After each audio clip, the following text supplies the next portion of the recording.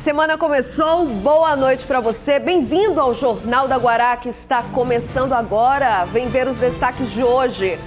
Ainda não saiu o resultado laboratorial da paciente de 22 anos com suspeita de coronavírus no Maranhão.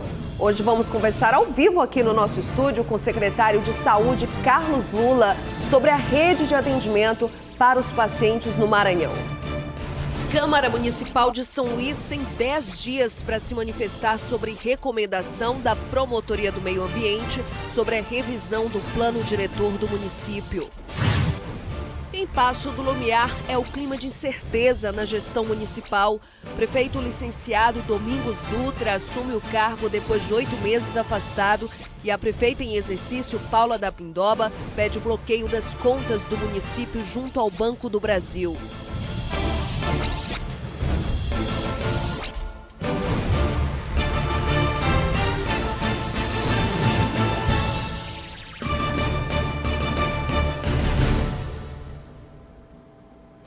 E a gente já começa a edição do JG de hoje com o clima de incerteza sobre a gestão municipal de Passo do Lumiar. O prefeito Domingos Dutra retornou hoje ao cargo depois de se afastar para tratar de um acidente vascular cerebral em junho do ano passado. Amanhã foi de novidade na Prefeitura de Passo do Lumiar. Paula da Pindoba, que estava à frente da gestão municipal, volta a ser vice-prefeita para Domingos Dutra reassumir o cargo. 7 meses após ser internado e passar por cirurgia, Domingos Dutra chegou hoje por volta das 7 horas da manhã aqui na sede administrativa da Prefeitura de Passo do Lumiar. Ele ainda não quis gravar entrevista, mas segundo relatos, está bem e pronto para reassumir o cargo. O vídeo que repercutiu em redes sociais mostra ele reunido com a esposa, vereadores e secretários. Eles agradecem pelo estado de saúde de Dutra. Núbia reafirma que o prefeito está voltando para sua casa e fazem uma oração. Foi apresentado um documento avisando a imprensa sobre o retorno do prefeito, conforme comunicado à Câmara de Vereadores do município. No anexo, diz que Dutra está apto para o pleno exercício das funções para o qual foi eleito a partir do dia 2 de março de 2020. Uma coletiva de imprensa deverá ser convocada para o pronunciamento oficial. E hoje a então prefeita em exercício de Passo do Lumiar, Paula Azevedo, também chamada de Paula da Pindoba, encaminhou um documento ao Banco do Brasil do município, solicitando que a agência não permita qualquer transferência, movimentação ou troca de senhas das contas da prefeitura. O documento assinado pela prefeita em exercício comunica que Domingos Dutra retornou hoje com um ofício sem uma avaliação médica e que a Câmara de Vereadores do Passo do Lumiar ainda não deu posse ao prefeito licenciado. Segundo a assessoria de comunicação do município, as contas da prefeitura foram sim bloqueadas, conforme a solicitação da prefeita em exercício. Bom, e nós conversamos com o advogado Carlos Sérgio, que é especialista em direito eleitoral, para falar sobre esse processo aí de transição na Prefeitura de Passo Lumiar. Ele explica como, por meios legais, ocorre essa posse do prefeito Domingos Dutra, que retornou ao cargo hoje, após 8 meses, para se tratar de um acidente vascular cerebral.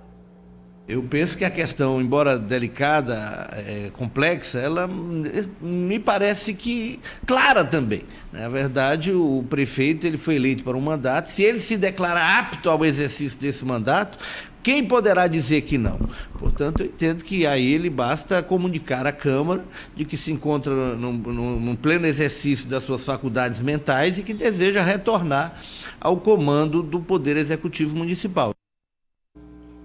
Agora a gente fala sobre São Luís. A Câmara de Vereadores da capital recebeu as recomendações da Promotoria de Justiça de Proteção ao Meio Ambiente para fazer adequações no plano diretor da capital. Olha só, todo o projeto pode ser rejeitado ou até anulado. Quem anda ansioso pelo novo plano diretor da cidade vai ter que esperar mais um pouco. O promotor de Justiça de Proteção ao Meio Ambiente, Urbanismo e Patrimônio Cultural de São Luís, Luiz Fernando Barreto Júnior, encaminhou à Câmara de Vereadores pedido de revisão do plano. O plano diretor é o instrumento básico da política de desenvolvimento e expansão urbana, segundo o artigo 182 da Constituição Federal. É um documento obrigatório para cidades com mais de 20 mil habitantes e deve ser renovado a cada 10 anos. O plano diretor de São Luís está vencido há 3 anos e agora o Ministério Público recomendou alterações no projeto. A proposta é que sejam feitas adequações de acordo com o que diz o Estatuto das Cidades e outras legislações ambientais. E de forma objetiva, quais as principais orientações do Ministério Público para a Câmara Municipal de São Luís? A primeira delas, devolver o projeto ao Executivo para completá-lo com relação aos mapas que foram anexados no projeto, uma série de observações jurídicas com relação à própria Constituição Federal, à própria Lei Estadual de Meio Ambiente, da própria Lei Orgânica de São Luís, enfim, são várias recomendações do Ministério Público. A Câmara de Vereadores de São Luís tem até 10 dias úteis para se manifestar sobre o teor da recomendação. E hoje foi a primeira sessão da semana na Assembleia Legislativa. Quem acompanhou tudo e traz os detalhes para a gente é o repórter Jairo Martins. A sessão de hoje contou com a presença de 29 deputados e a grande expectativa era acerca do pronunciamento do deputado Duarte Júnior, do PR, acerca do suposto vazamento de áudios atribuídos a ele. O deputado fez um pronunciamento pacífico com a plenária praticamente esvaziada, cobrando mais transparência durante o período de pré-campanha e atribuindo os supostos áudios a manipulações feitas por assessores de parlamentares da Assembleia Legislativa do Maranhão. Sem citar nomes, ele pediu que essa corrida eleitoral fosse feita discutindo os problemas da cidade e com maior respeito aos parlamentares. Será que não gera estranheza os ataques orquestrados, direcionados tão somente a mim, a minha equipe e até mesmo a minha noiva? Mensagens falsas, mentirosas, eu repito. Se não respeitam a família, não vão respeitar as pessoas. Para ver o nível de baixaria dessa campanha. E o que há de pior, deputada Daniela, é que eles não mostram a cara deles. Eles agem por trás de assessores. Jairo Martins para o Jornal da Guará. Agora um intervalo bem rápido e a gente volta já com o anúncio da operação de retirada de óleo do navio que está encalhado no litoral maranhense e com a entrevista ao vivo com o secretário de Estado de Saúde, Carlos Lula, que atualiza as informações sobre o caso suspeito de coronavírus no Maranhão. Eu volto já.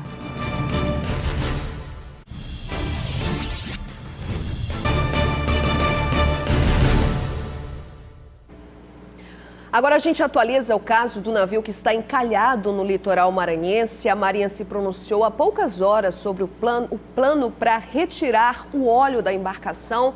Mais detalhes com o repórter Eduardo Gomes.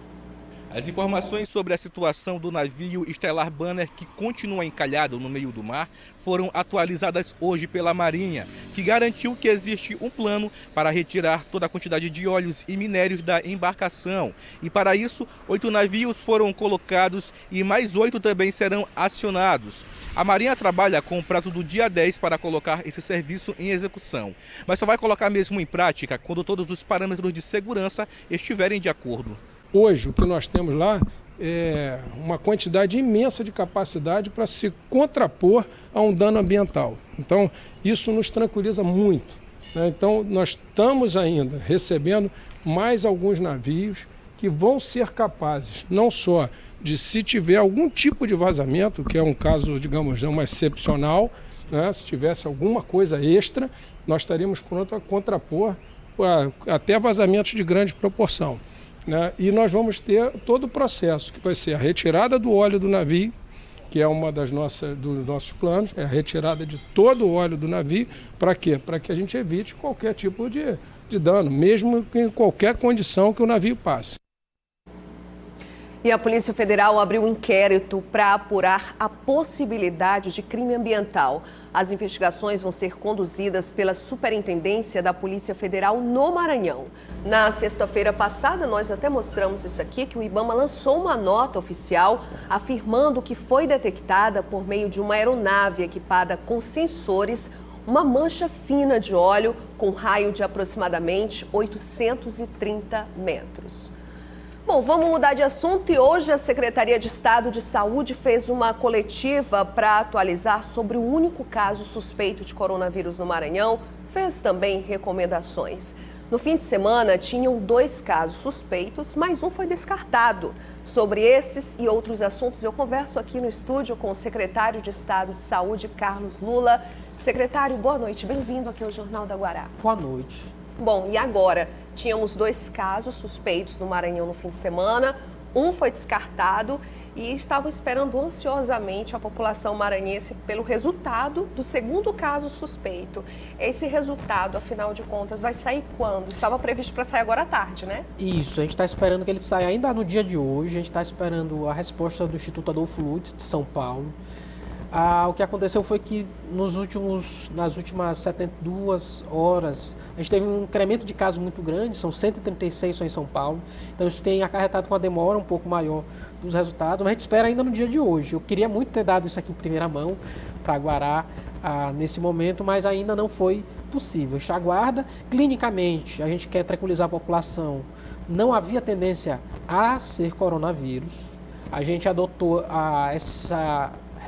mandar isso mais por precaução. É mais um protocolo, mais um protocolo, porque tinha a pessoa, era uma jovem de 21 anos, ela tinha estado tanto no Japão quanto na França, então eram 2 países onde já há um contágio avançado da doença, então a gente achou por bem encaminhar. Mas clinicamente, os infectologistas daqui entendiam que não seria o caso da gente já certificar que seria coronavírus. E do paciente que foi descartado no fim de semana, como é que está a situação dele? A paciente que foi descartada no fim de semana, ela tem 48 anos, ela veio da Itália e tinha relato de febre, tosse.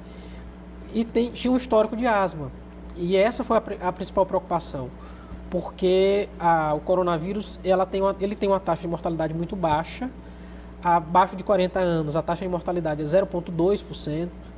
Isso quer dizer que de cada 1.000 infectados, 2 vão falecer. Acima dos 40 até os 49 ainda em 0,4%. E a partir dessa idade, é a recomendação que a gente tem com todos os idosos. As pessoas idosas, todo problema respiratório a gente deve evitar. Uma pneumonia na pessoa idosa pode levar ao óbito, que é muito mais difícil de acontecer, por exemplo, do que com uma criança ou com um jovem. Então, essa pessoa lá teve positivo para influenza A, no caso H1N1, e ela está já no 3º dia na UTI do Hospital Carlos Macieira, sem previsão ainda de alta, em razão desse histórico asmático. Mas, muito provavelmente, está evoluindo bem, já não tem febre. Isso nos parece que nos próximos dias ela já deve ter alta. Secretário, existe uma comunicação muito aberta entre a Secretaria Estadual de Saúde, o senhor nas redes sociais, responde às pessoas, faz vídeos com comunicação direta. E eu acompanhando as redes sociais nesse fim de semana, eu percebi em algumas perguntas, alguns comentários, sobre como o Estado se preparou para isso. Não é um motivo para pânico, mas as pessoas querem saber como é que o Estado vai tratar, receber pacientes com suspeita. Desde o primeiro momento, em janeiro ainda, a gente preparou toda a rede de saúde para possíveis casos que acontecessem no Estado. E aí foi importante a gente ter nos últimos anos expandido nossos leitos de UTI, de modo que a gente tem hoje leitos de isolamento onde não tínhamos. Então a gente vai ter em Bacabal, em Caxias, em Pinheiro, em Santa Inês, em Imperatriz, em Balsas. Então a gente tem uma rede hoje de unidade de terapia intensiva que podem receber eventuais pacientes que precisam de leitos de isolamento, de ficarem afastados dos demais pacientes da unidade para ali serem cuidados, serem tratados. Obviamente que não só nessas unidades, a gente tem 2 unidades de referência, que é o Hospital Presidente Vargas e o Hospital Carlos Macieira, aqui em São Luís. Então a nossa rede ela está pronta, a rede de vigilância também está pronta, tanto que essa paciente que ainda aguarda o resultado do exame, ela já tem alta domiciliar, porque ela estava muito bem, não apresentava nem sintoma de febre, mas ela e a família dela estão sendo monitorados pela Vigilância do Estado durante 16 dias. Então, na verdade, o sistema de saúde do Maranhão está preparado para eventuais casos que venham a surgir no Estado. Secretário, o senhor tocou aí com relação aos hospitais também do interior do Maranhão, que isso mostra que é uma rede, que o Maranhão está todo preparado, porque a gente, quando fala de casos suspeitos, as pessoas lembram da capital e tem também a questão do interior, né? Tem muita gente do interior. A gente chegou a ter durante o fim de semana uma pessoa que teria procedido da Itália vindo de São Raimundo das Mangabeiras. Olha só. Estando lá em São Raimundo das Mangabeiras. Então, estava ali próximo à balsa, a gente já acionou o hospital regional, caso fosse necessário, para a gente ter o cuidado com essa pessoa no hospital regional, mas não chegou nem a ser preciso, não tinha o quadro. Secretário, assim que sair o resultado do exame laboratorial que foi encaminhado para São Paulo, tão logo a Secretaria vai comunicar hoje mesmo? A gente comunica hoje mesmo ainda, deve lançar um boletim. A ideia é que a gente atualize todos os dias, caso tenha ocorrência de novos casos do coronavírus. Até porque é provável, é bom que a população se prepare, a gente já tem 2 casos notificados no país, tem 250 casos já em investigação, a gente só temos 14 países hoje, tem quadro muito grave nos Estados Unidos, acabam de ser confirmadas mais 4 óbitos em razão do corona nos Estados Unidos, já são 6 óbitos no total.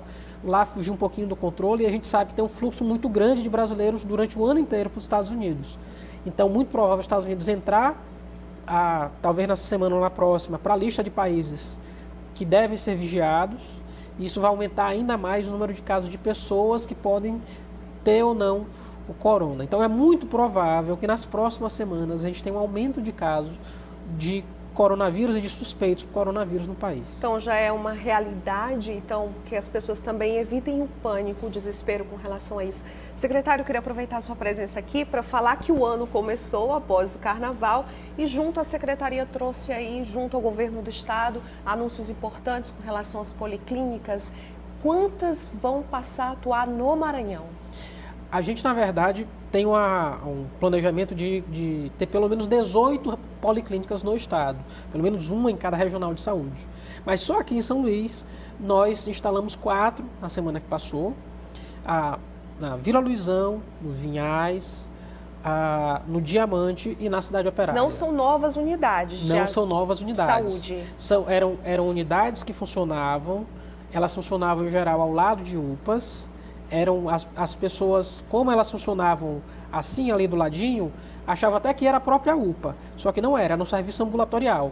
O serviço ambulatorial que funcionava de modo frágil, não atendendo tudo que a necessidade, que a população precisava, e o que a gente fez? A gente equiparou praticamente os serviços, melhorou a quantidade de serviços, passou a funcionar no final de semana e equipou com mais profissionais, de modo que hoje a gente tem policlínicas.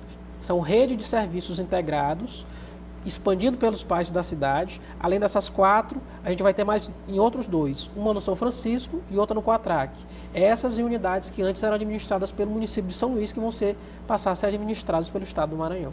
Secretário, eu gostaria de agradecer a sua presença aqui, viu? O espaço continua aberto e para caso de atualizações aí, eu espero que o senhor retorne para falar com a gente. Mas com certeza, com o maior prazer. Obrigada, secretário. Boa noite.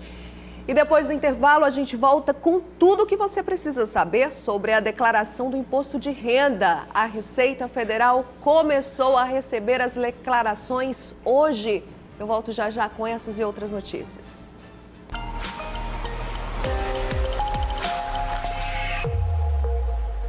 Bem no comecinho da terça-feira tem pré-mar, com 4,6 metros a partir de meia-noite e 20 minutos.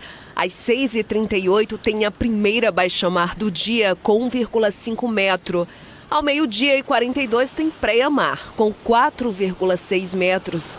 E a terça-feira termina com baixa-mar de 1,5 metro a partir de 19 horas e 23 minutos.